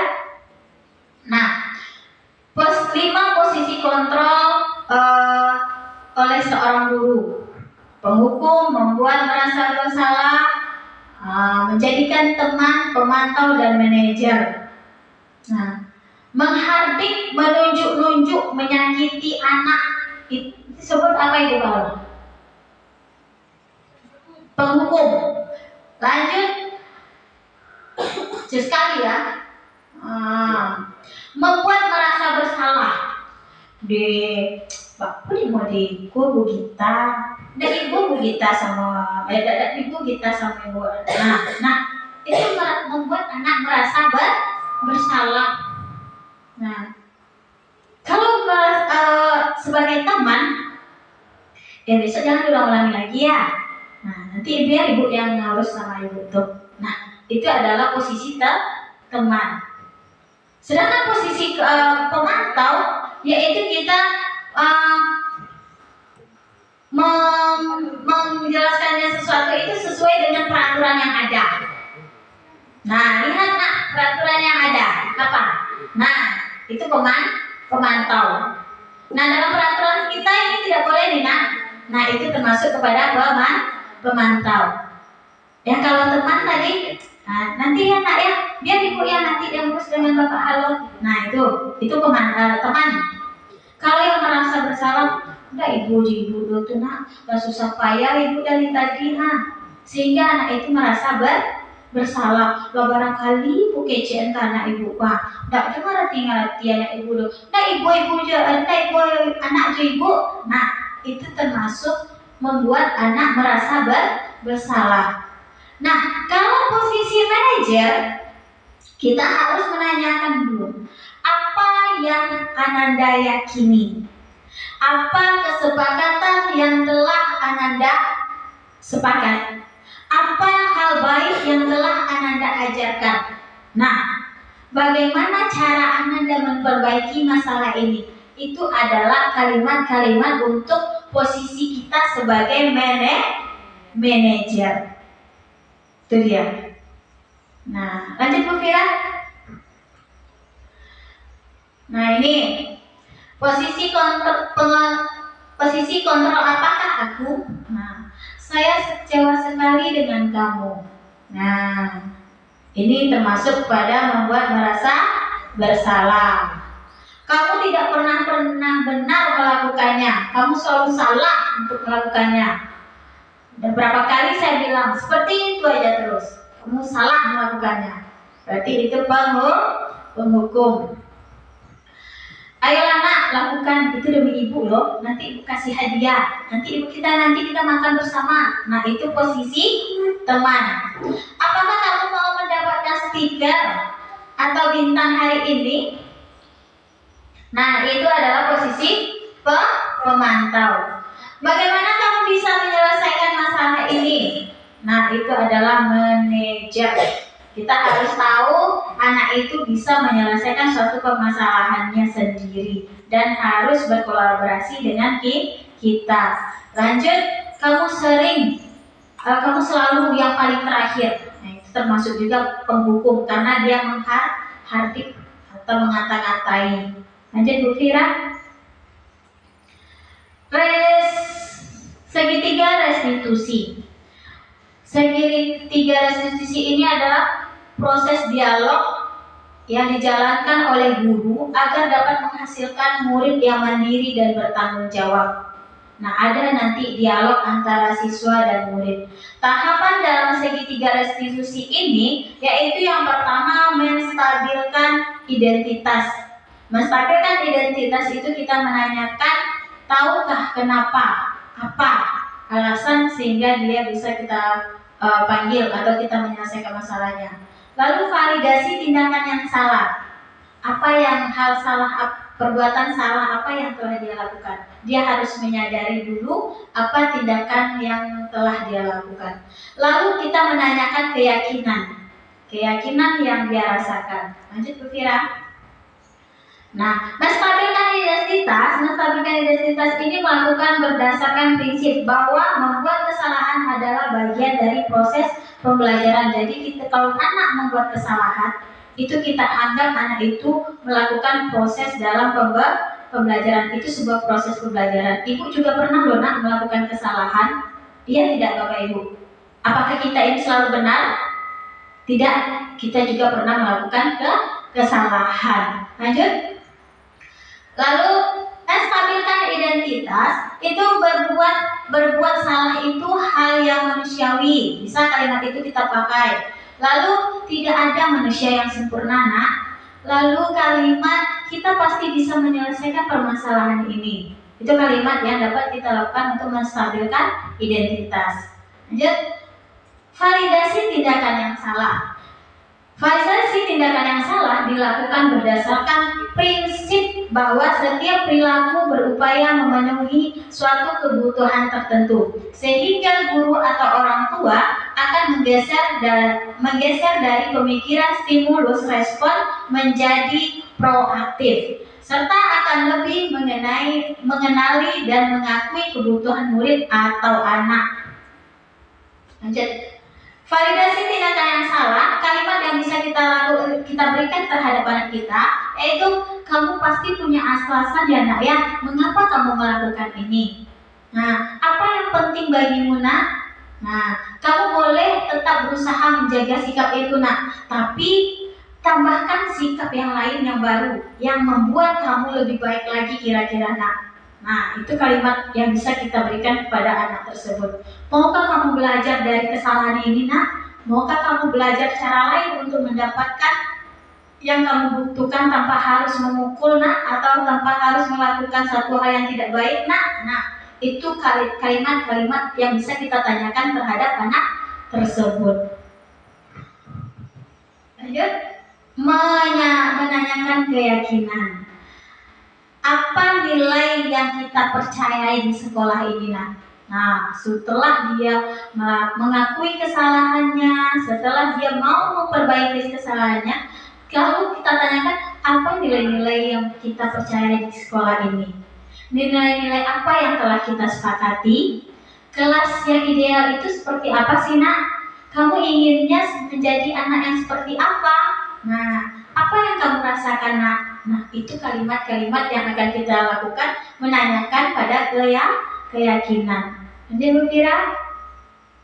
Nah, nanti kini kita nonton. Nah, mohon maaf ya Bu ya kalau ada sedikit lucu-lucu tontonannya. Ini adalah kasus murid kita, si Dio Pratama. Nah, yang dia ini bolos. Nah, ya sih dia.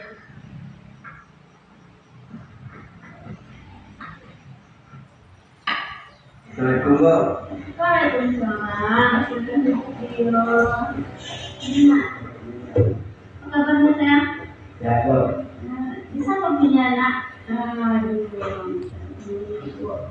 Oke. Dio, nah ini kan stabilkan identitas ya Bapak Ibu. Karena ini mendapat laporan dari Ibu bahwasanya di saat jam pembelajaran Ibu tadi Dio bolos. Nah, kalau boleh Ibu tahu kenapa dia bolos? Karena selama ini yang Ibu tahu itu tidak pernah loh yang bolos dengan Ibu Irin, karena bahwa dia anak yang rajin. Nah, kenapa itu alasannya? Sebenarnya saya minta maaf Bu. Tadi waktu jam mata pelajaran bahasa Inggris, saya izin ke toilet. Namun setelah ke toilet, saya pergi ke perpustakaan. Saya memutuskan tidak kembali ke kelas karena saya belum menyelesaikan tugas membuat ekonomi next. Oh, seperti itu. Tidak apa-apa ya nak ya.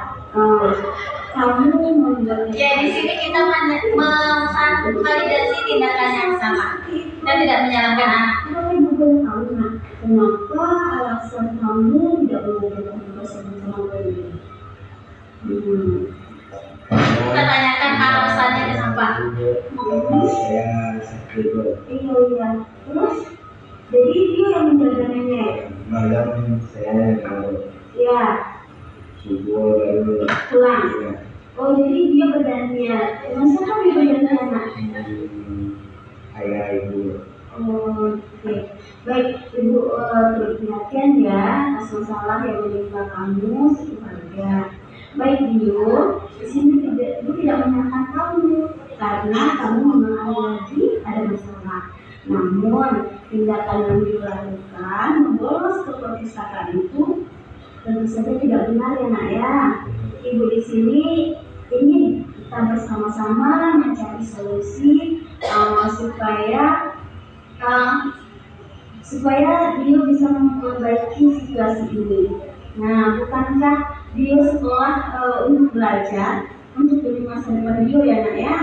Nah, jika dia membolos tentu merugikan diri sendiri. Benar tidak? Nah, sekarang menurut kamu, apakah Dio melakukan tadi sudah sesuai dengan keyakinan kelas kita? Tidak sesuai, Bu. Karena saya tidak bertanggung jawab terhadap tugas saya. Saya tidak memaksimalkan motor sakit terutama yang baik. Nah, apakah Dio bersedia memperbaikinya sekarang? Ya, Bu, saya bersedia memperbaiki kesalahan yang telah saya perbuat. Ini sangat senang sekali mendengarnya. Nah, mari kita memindahkan keyakinan kelas kita ya Dio. Nah, apa yang akan Dio lakukan untuk memperbaiki kesalahan yang telah Dio buat? Saya akan minta maaf ke Bu Ririn. Saya kuburkan dengan guru mata pelajaran bahasa Inggris dan berjanji tidak akan mengulangi lagi. Iya, benar. Lalu? Tak hanya itu saja, saya akan segera mengerjakan tugas membuat kontak yang telah diberikan sejak seminggu yang lalu. Insya Allah, kedepannya saya tidak akan mentah-mentah untuk mengerjakan tugas dari Ibu. Alhamdulillah, terima kasih sekali ya nak, karena kamu mau belajar dari kesalahan. Semoga nenek Dio segera sembuh ya. Semoga Dio menjadi anak yang sukses nantinya. Amin ya Rabbal Alamin. Nah, Amin. Terima kasih. Tidak ada itu. sekarang Dio boleh kembali ke kelas. Waalaikumsalam. Dio kerja dengan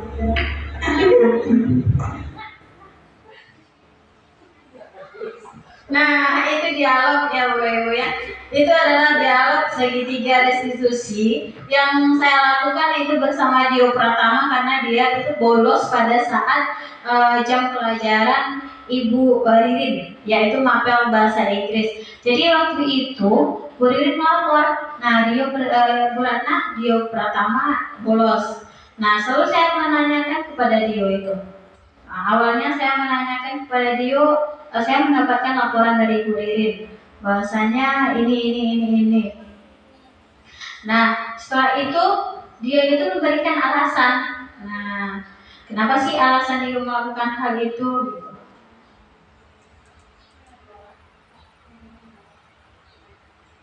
Iya, ini tadi. Ya. Nah, jadi Bapak Ibu, kita tidak boleh memberi sanksi terhadap Dio tadi.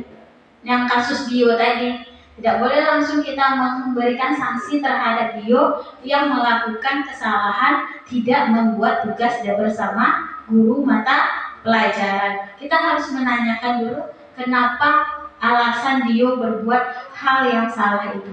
Dan juga kita membuat Dio itu menyadari perbuatan dia ini benar apa salah. Nah, sehingga anak ini menyadari bahwasanya apa yang dia lakukan itu adalah salah. Gitu. Nah, jalan solusinya sehingga dia itu kita bisa meyakinkan terhadap anak ini, si Dio ini dia mau meminta maaf kepada guru mapel tersebut dan mau mengerjakan tugas dengan waktu yang lebih cepat. Nah, untuk kedepannya pun dia akan berpikir, dia tidak akan lagi menunda-nunda tugas. Dia akan berusaha untuk memanage waktu yang dia miliki. Walaupun dia ada nih kendala karena menjaga neneknya di rumah sakit, namun dia tidak akan melalaikan tugas. Nah, itu adalah kesadaran yang kita munculkan dari anak kita tersebut. Oke, lanjut Bu Risa. Nah, jadi kesimpulan, dalam penerapan program disiplin positif, hendaknya guru memiliki standar kepribadian, profesional dan sosial yang baik, di mana guru mampu merefleksi dirinya dalam posisi kontrol saat ini. Bagaimana perjalanan dirinya sebagai among atau manajer yang menuntun murid-murid menjadi insan yang mandiri dan merdeka sehingga dapat bertanggung jawab. Jadi posisi kontrol kita sebagai seorang guru itu yang baik itu adalah seorang manajer. Nah, itu ya Pak ya. Lanjut Bu Fira. Nah, seorang guru yang baik harus memiliki kemampuan dan mewujudkan budaya positif di sekolah. Budaya positif tersebut dapat dijalankan dengan menerapkan konsep-konsep seperti ini, yaitu budaya positif, motivasi perilaku manusia, yaitu motivasi yang timbul dari internal. Lalu keyakinan sekolah atau kelas, kita harus membuat sebuah keyakinan kelas atau sekolah yang harus dikontribusikan oleh seluruh stakeholder yang ada di sekolah ini. Lalu kita harus memenuhi kebutuhan dasar manusia. 5 kebutuhan dasar manusia. Yang pertama, kebutuhan bertahan hidup, lalu rasa kasih sayang atau rasa diterima, lalu penguasaan, kebebasan, dan kesenangan. Lalu posisi kontrol restitusi dan segitiga restitusi. Segitiga restitusi ini akan kita lakukan terhadap anak-anak yang bermasalah atau menyelesaikan permasalahan yang terjadi pada anak didik kita. Oke, lanjut. Oke, refleksi. Baik Bapak Halo, dari sekian paparan yang saya sampaikan tadi Pak Halo, kira-kira apa sih yang dapat Bapak Halo ambil pembelajaran saat ini? Terima kasih Bu Rana. Yang paling berkesan bagi saya ya, ada 3 dalam mencari solusi dari permasalahan itu kita bisa memakai dengan segitiga restitusi tadi. Yang pertama adalah bagaimana kita menstabilkan identitas si peserta didik tadi, apa permasalahannya, terus kita cari validasi baru kita nanti membuat keyakinan dengan siswa tadi itu. Ini bisa diterapkan nanti. Mungkin itu yang paling penting untuk saya.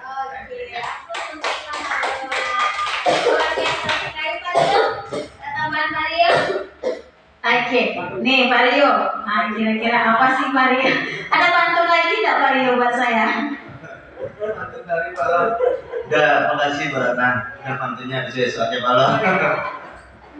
Nah, jadi dari awal Bu Ratna menjelaskannya sampai sekarang mungkin udah lebih 1 jam lebih ya Pak Lo ya. Jadi banyak ilmu yang saya dapat dari materi calon guru penggerak ini. Modul berapa ini Pak? 1.4. Kalau modulnya mengembangkan visi sekolah itu modul 1 juga kan? 1.3 berarti sudah dibahas melalui ya. Karena materinya bagus ini ya. Di era kurikulum merdeka ini kita harus seperti itu ya Bu Rana ya. Anak tidak perlu disalahkan. Saya setuju dengan visi Pak Lu tadi. Anak ini ibaratnya diproses, ditanyakan terlebih dahulu tanpa kita menyalahkan kesalahan anak itu. Jadi ibaratnya kami yang belum penggerak ini merasa tertarik dengan materi ini ya, sangat bagus ya, bagus sekali untuk perkembangan dunia pendidikan di masa yang akan datang Bu Rana ya. Nah, mungkin pesan dari saya Bu Rana, sangat bagus sekali, sangat bermotivasi untuk kita ke depan. Terima kasih. Terima kasih kembali Pak Halo, Pak Rio, luar biasa sekali Pak Rio ini. Udah termotivasi dia. Semoga Pak Rio lulus ya di CGP angkatan berikutnya. Amin amin ya robbal alamin. Agar kita dapat apa tadi Pak Rio? Mengembangkan pendidikan ya lebih baik lagi terhadap anak didik kita. Luar biasa sekali Bapak Ibu semua. Terima kasih atas waktu dan kesempatan Bapak Ibu untuk bisa hadir pada kesempatan ini dalam pemaparan diseminasi budaya positif pada kegiatan tugas saya modul 1.4. Semoga apa yang saya sampaikan menjadi pembelajaran bagi kita semua dan terutama buat saya sendiri, dan juga saya berterima kasih juga kepada Ibu Kepala Sekolah yang selalu mendukung saya dalam kegiatan CGP ini, dan Bapak Ibu semua, yang salah itu datangnya dari saya, yang benarnya itu adalah milik Allah Subhanahu wa Ta'ala. Akhir kata, kalau ada salah dan jawabannya saya mohon maaf. Saya akhiri dengan wabillahi taufiq wal hidayah. Assalamualaikum warahmatullahi wabarakatuh.